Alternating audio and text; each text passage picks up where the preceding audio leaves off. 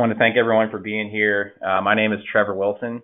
I work for the Center for Sustainable Energy, which is administering this program, the CALeVIP program, in the Fresno County Incentive Project. I also have Brian Fauble here with me from the California Energy Commission.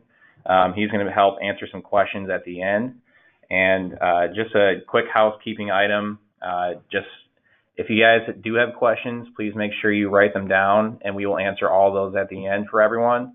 But we're going to get through this presentation first, and then we'll have plenty of time at the end to answer any questions or have some discussion. So on the agenda today, I'm going to first give you a background on CALeVIP, which is the parent funding program that funds the Fresno County Incentive Project, and it's establishing projects like the Fresno County project all over California. Then I'll give you an overview of the project that we're here for today, which is the Fresno County Incentive Project.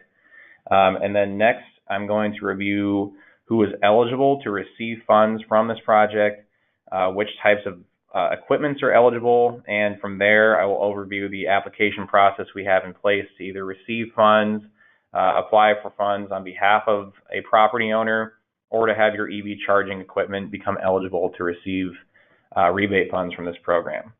And then finally, I'm going to show you some of the resources that we have available to you as you are communicating information about this program to your prospective customers. So to give you some background on CALeVIP, CALeVIP was funded by the Alternative and Renewable Fuel Vehicle Technology Program, and I definitely want to give you some background on this program. It's been around, it's a California Energy Commission program that's been around since 2008, and it provides up to $100 million annually to projects which accelerate the deployment of renewable fuels and vehicles and infrastructure that use them. I don't necessarily want to speak for the CEC, but it certainly, in my eyes, is one of the CEC's keystone programs and efforts, and highlights the state's commitment to reducing greenhouse gas emissions and pushing the ball forward on the development of a clean, sustainable transportation system in California. So within this program, CALeVIP is one of the keystone efforts that has come out of what's called ARF-VTP. And while it's still quite new, there's a ton of room for growth. And I think you'll be proud to say that you participated in this effort in its early stages. Because not only can this potentially support your business efforts, but it is already viewed as an important milestone in California's path towards decarbonization. The way that this milestone effort is being deployed is that CALeVIP is establishing sub-projects like the Fresno County Incentive Projects in certain regions and for certain technology types based on that region's unique characteristics and needs that provide funding to install electric vehicle infrastructure. Beyond just providing the funding for these installations, CALeVIP is seeking to streamline and accelerate installation, reporting, and funding processes so that we can have infrastructure installed as efficiently as possible, and to establish a process for evaluating the effectiveness of these installations. Essentially, because this is the first project, that's been created from CALeVIP, we are establishing reporting and evaluation processes that allow us to learn from both our shortcomings and successes and incorporate those lessons and best practices into future programs that do come out of CALeVIP. You can kind of think of this as a Russian nesting doll of funding. ARF-VTP is on the outside, CALeVIP is inside of that, and the Fresno County Incentive Program is inside of that. And like I said, CALeVIP is the umbrella funding program that provides funding for smaller projects underneath of it, like the Fresno County Incentive Project.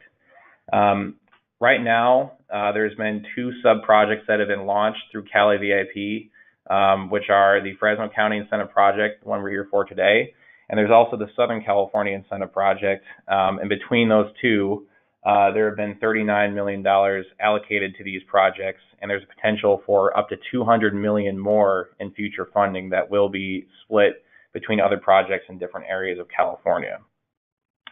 So hopefully that gives you a pretty good understanding of the difference between all of these programs. And I realize that it's a lot of acronyms being thrown around at you, but essentially, to kind of reiterate, it's the ARF-VTP program, which has funded CALeVIP, which has funded FCIP. So obviously you might have some questions at the end, but you can kind of write that down and just in that lineage, and then if you have any questions, we can definitely take those at the end. Also, if you want more information on CALeVIP or any of the projects that stem from it, you can visit our website at www.calevip.org. So now kind of getting into why we're all here, I'm going to provide you with the details you'll need to know about FCIP and how you can get involved.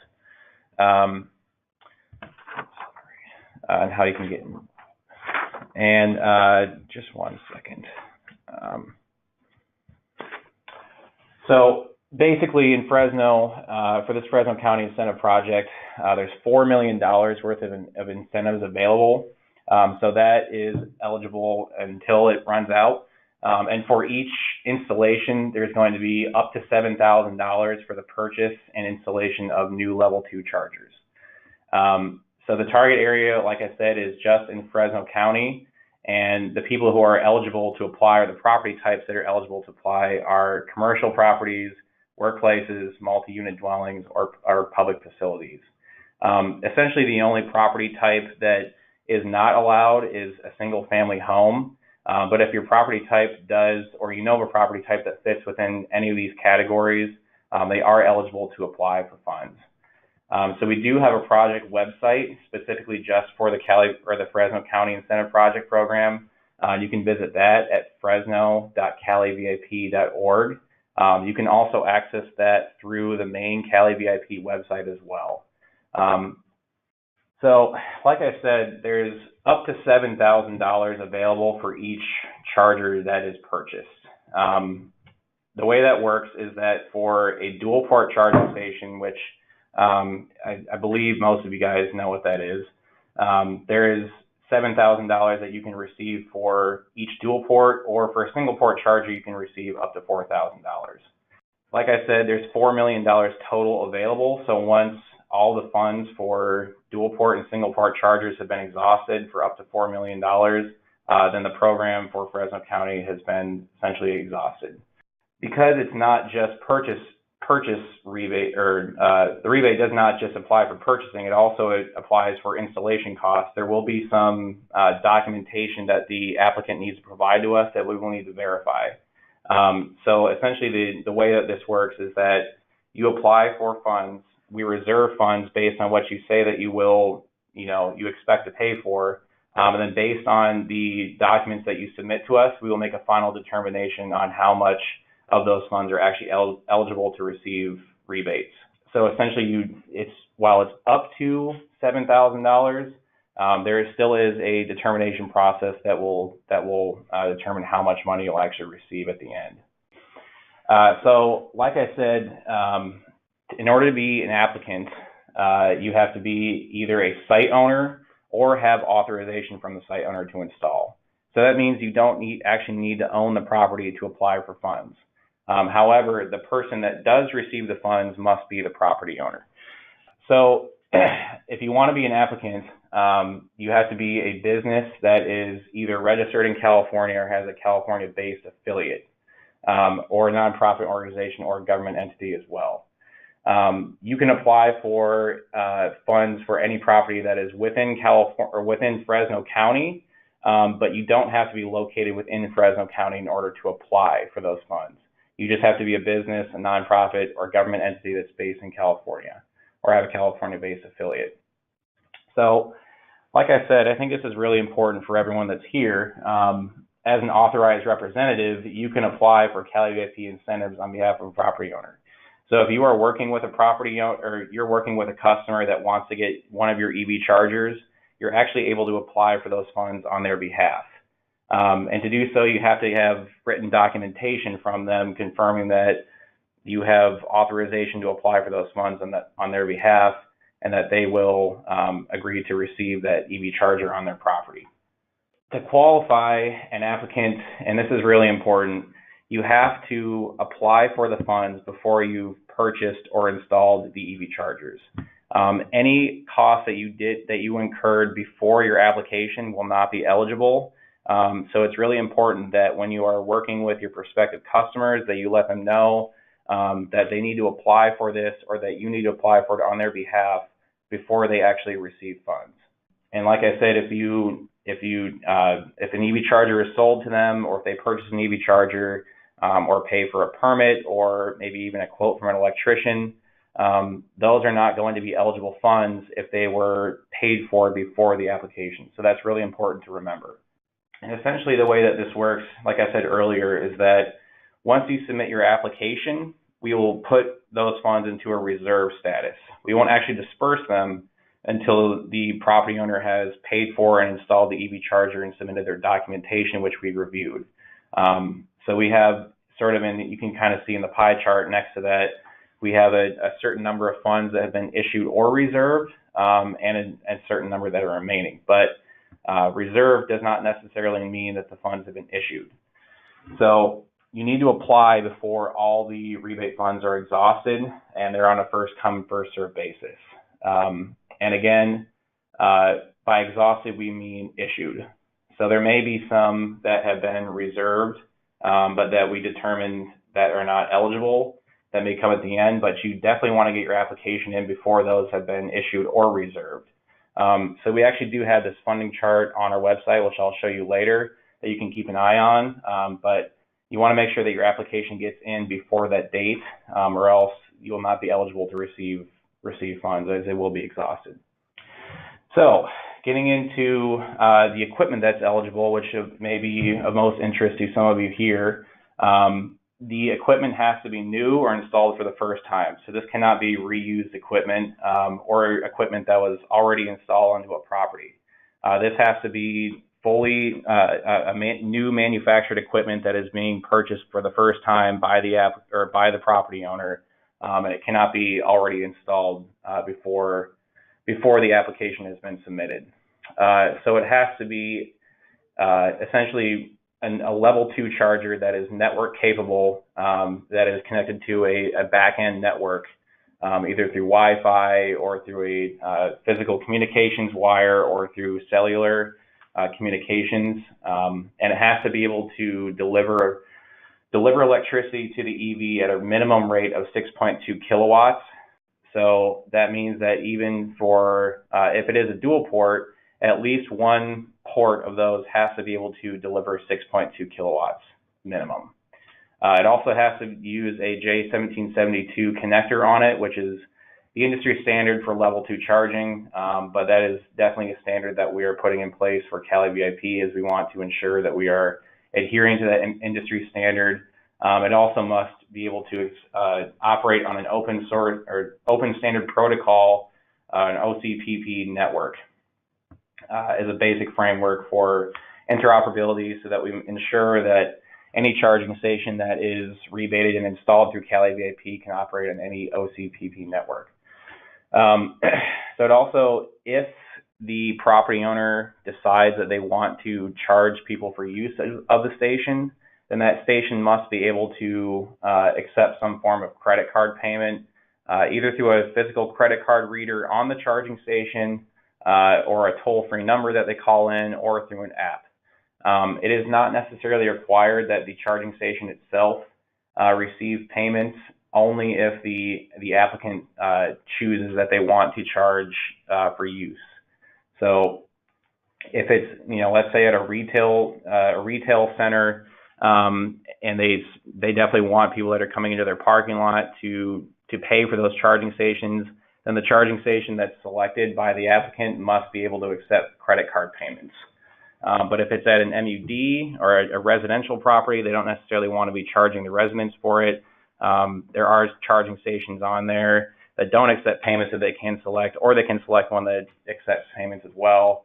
But like I said, if the applicant chooses that they want to charge people for use of that station, then that charging station has to be capable of accepting those payments. We are also making it a requirement that all charging stations that are rebated through this program are Energy Star certified. That is definitely a standard that we want to adhere to. We want to make sure that all charging stations are using energy when they are not essentially delivering energy, that they are energy efficient. So when they are off, or the screens that are on the charging stations, we want to make sure that that is energy efficient. So we are requiring that all charging stations are Energy Star certified. They also have to be approved by a nationally recognized testing laboratory. and which is typically done by a few different ones, but commonly by UL, Underwriters Laboratory. But they have to be tested by a recognized testing laboratory to ensure that they are meeting industry standards. Like I said, I work for the Center for Sustainable Energy, and we are the ones that approve all qualified EV charging equipment for all CALeVIP incentive projects. So if you are an EV charging manufacturer and your products are not currently on our pick list for any of our projects and you want them to be on there, you will go to our website at CALeVIP.org and register as a CALeVIP user, and ensure that when you register as a user that you select that you are an equipment manufacturer. From there, you'll be able to log in and you will see your dashboard. And at the bottom of the dashboard, once you've logged in, you will see a button that says Add Equipment. And from there, you'll have options to either select from drop-down lists or insert information into a box that will then be sent to the Center for Sustainable Energy to review and determine whether or not these are eligible products. So there's different eligibility requirements for different projects, but the ones that I just read to you are the eligibility requirements for specifically the Fresno County Incentive Project. So if you have charging stations that you believe fit that, please follow those steps and submit your information for those charging stations. And we also encourage you to submit all of your charging stations so that for future projects that come that may that have different eligibility requirements, those charging stations may be eligible for those future projects, and we will at least have those on record where we can easily and quickly identify which are eligible. So we definitely want you, to focus on Fresno County for today, but if you are submitting your equipment for Fresno County, it would be a good use of time to submit all information for all of your equipment so that we can have it on record and pre-verify it for future projects. And then once you submit that to the Center for Sustainable Energy, we will review it, and within 7 days we will let you know which are eligible, and if not, we will let you know that as well and let you know why they're ineligible. So just a kind of quick overview of the application process. If you are doing this either for a prospective client or customer, or if you are going to be applying for rebate funds yourself, you have to first review the eligibility requirements that I had stated earlier and make a determination of whether or not you're an eligible applicant. If you think you are, and if you think you have a qualified site, you can go online to CALeVIP.org and submit your application. And again, this is important prior to purchasing or installing any EV charging equipment. From there, we're going to review your application and confirm your eligibility. And if we determine that you are eligible and that you would be eligible to receive rebate funds, we will reserve the amount of funds that you had requested into a reserve status.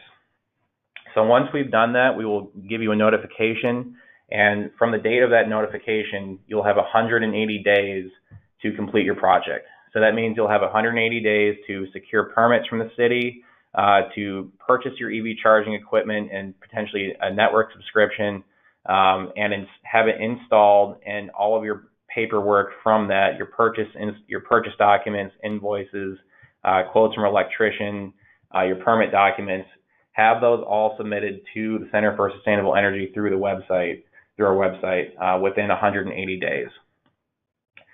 So again, like I said, you're going to submit that online through that Applicant Dashboard. So once you've submitted an application, you will then have upload boxes where you can submit all those installation documents, and we will review your application from there. And if we determine at that point that everything that you have submitted is eligible, that you have done your installation correctly, pay for the things that you had indicated on your application, then congratulations, you have received your rebate, and you'll receive a rebate check in the mail within 15 days from that point. That's kind of the overview of how CALeVIP works, how it's funded, all the eligibility requirements, equipment requirements, but I want to point you to our website, which does have some really great resources for you all as you're communicating to customers or even just for yourselves to learn more about It does include a description of the project itself, but also everything I just went over for eligibility requirements. It has a checklist on there that can be really useful when you're deciding either whether or not one of your clients is going to be eligible or yourself, and also steps that you'll take as an applicant and how long that might take. So it also gives you, what you'll need to start your application. It has some really useful resources like our implementation manual, which has pretty much all this information laid out in one document. Some frequently asked questions, a privacy policy, contact us, and that frequently asked questions is a really good resource, especially for your prospective customers who just want to learn more about EV charging or the program itself. And can even be good for yourself as well to just educate on. But those are some really good resources that we have there. Also, like I said, there's a pie chart that has available funding and the amount of funds that we have left, either issued or reserved, and then also remaining, and that is updated in real time. So if you are deciding whether or not this is going to, you're going to have time to apply for this, if you know that you need to apply within the next few months and you're not sure how much money is left, you can take a look at that funding chart, and that will give you a good idea of how much money you have left and maybe how much time you have left to apply. However, I do want to urge you that these funds are going fast, so definitely get your application in as soon as you can, and don't necessarily wait for that pie chart to dwindle down. Get your applications in as soon as you can, because once those funds have been exhausted, then we will not receive or we will not have any more applications submitted at that point. So like I said, once you apply, not only just from the website, but once you apply, you'll have an applicant dashboard created for you. From there, you'll be able to see the status of your application, and you'll also be able to upload all of your documents that you need. The documents that you can anticipate to upload are the purchase invoice for the charging station, any quotes or invoices you get from an electrician to have it installed, your permit documents, as well as any network agreements that you have. On that applicant dashboard, you'll have the opportunity to upload all of your information from there. So we also have some sample supporting documents on there so that you can review, if you're not sure what those look like, you can review some examples that you can look out for. Also in the application form, it's pretty simple. It includes just your name, organization information, installation address, eligible equipment pick list, and some research questions for ourselves. You'll also receive transactional emails and email reminders. So once you have submitted your application, you'll receive a transactional email once your funds have been placed into a reserve status, and then you have 180 days from that point to complete your installation. You'll receive transactional emails. So you will receive notification and emails all along the way that will outline your next steps and a timeline. So we definitely want to keep you all informed through that.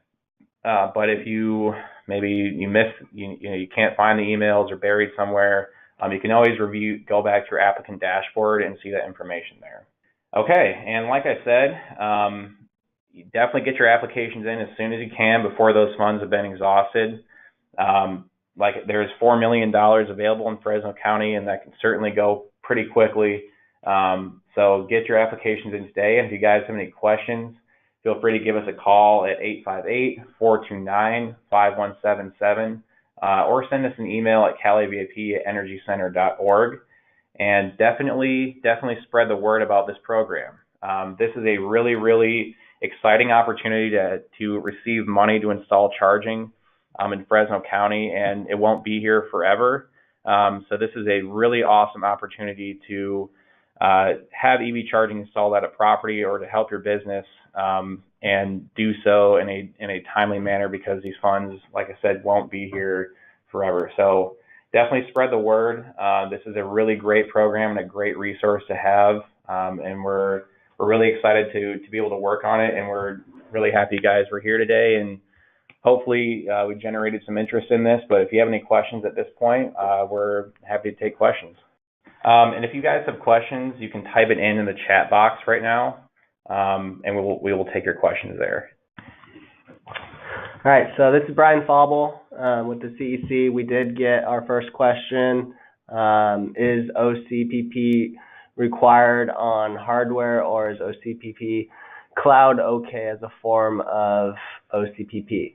So first off, we aren't requiring specifically OCPP. Any regulation like 1.6, 7, 5.0, whatever it is nowadays, just needs to have some type of open protocol.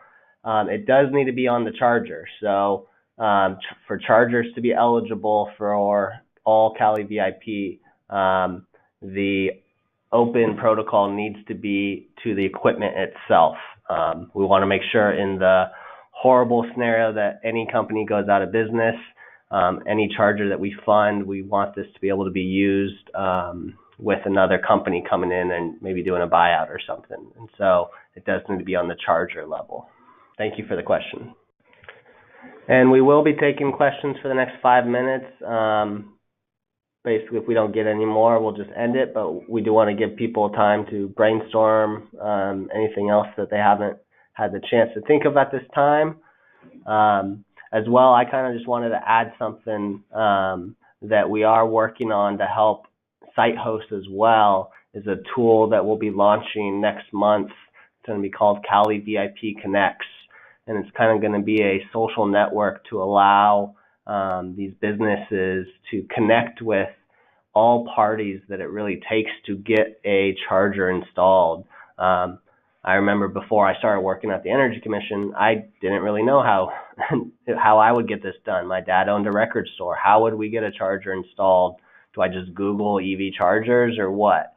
So to make this simpler, we're providing a network that will be on the website, where now a business owner or anybody can go on and basically see, all right, I'm looking for a manufacturer. Here's a list of all these manufacturers. Here's their information. Here's what they do. Do I want a level 2? Do I want a fast charger, etc.? And now I can contact them if I like what I see, as well as here's some contractors that do these installations. Here's a service provider that can manage this for me and do a network.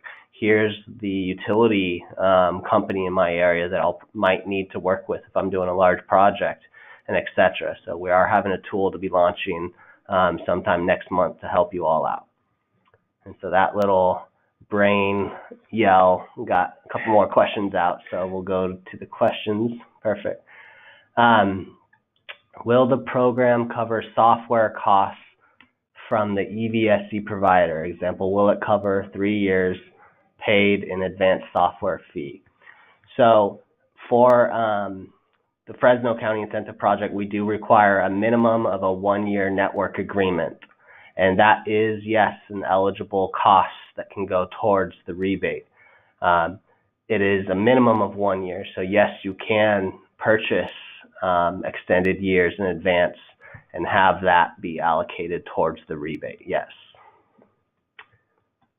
Will distribution and resellers also be included in the listing?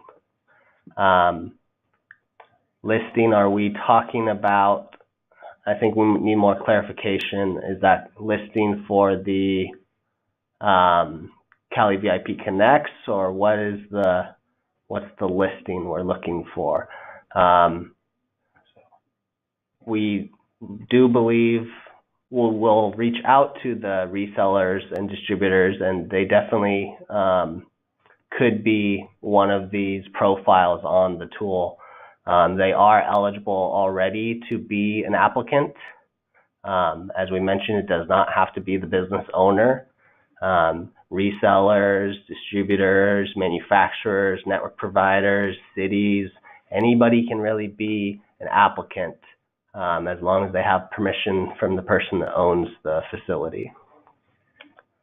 Yeah, and I think for CALeVIP Connects too, even if, you know, like you said, if there's a manufacturer we have on there that doesn't sell directly, we will have sales information for that manufacturer's products, which will include any resellers or distributors that they utilize. So even if they may not be on there directly, I think we're still exploring that, but at least the sales information that's attached to specific products will go back to distributors and resellers that they work with. And if we aren't already collecting resellers, we will start to do so. Yeah. Let's get some more questions. We're here to serve you guys. We definitely want to help you out as much as possible and provide all the information needed. Yeah, so we'll do one last call on questions. If we don't have any more, we don't want to just waste anybody else's time. So we'll do one last call. Again, we appreciate everybody for logging in and listening. If you have more questions, feel free to reach out to any of us here on the presentations. You can email CSE as well. You can email CEC, but definitely reach out to Trevor here. His email's shown on the link right now, and we will try to also post this slide deck to the CEC docket page as well. But I don't think we see any more questions coming in, so I think we will end it. And again, thank you all for your time today. Have a great day.